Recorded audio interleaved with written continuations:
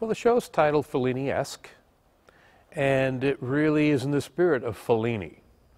And Fellini's got a distinct style, cinematic style, that blended fantasy with Baroque images and a sense of earthiness with an incisive social critique. And it's just a great, he's one of the foremost, filmmakers of the 20th century. He's got a great style about him. And we hope to bring some of that cinematic style to the field.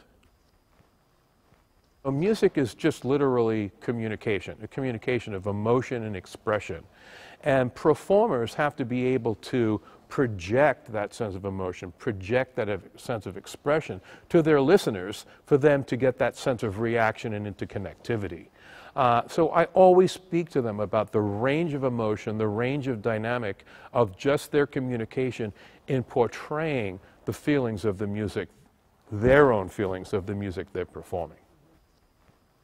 Well, Ballad is, the love theme from Lestrade. I mean, it is really an endearing piece of music. It's a classic Nino Rota melody, very lyrical, heartwarming melody. And again, it's going to be one of those pieces that I think the audience is going to really connect with on an emotional level, and we will get the brass section to emote it and express it with great power, which should bring it even closer to the listener.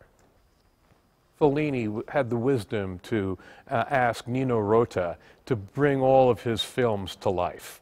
And Nino Rota's vast body of works are extremely cinematic in style, but at the same time they're very romantic from a point of view of melodic line and recognizable. So the material that we're using of Nino Rota's is just gorgeous, extremely lyrical, it kind of wants to snuggle around you, But then we've picked some other jazz styles. We're doing a piece by Gordon Goodwin, an original composition, that really brings to life kind of the history of the Blue Devils wrapped into 1 year, you know what I'm saying?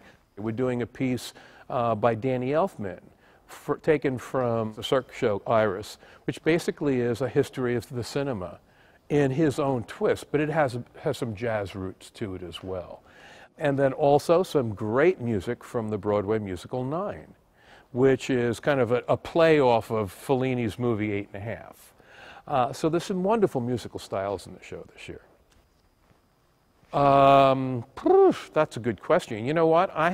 This is not going to be a cop-out answer. This is going to be a real, true answer. I've got about 3 or 4 favorite places in the show. There's some moments in the Goodwin that are fabulous. The Ballad is overwhelming at times. The opening of the show, where we feature 40 trumpet players playing the most incredible fanfare on the face of the earth, is scintillating. So just to name a few. And then the conclusion of the entire show, the finale, is just extremely heartwarming as well from a melodic point of view.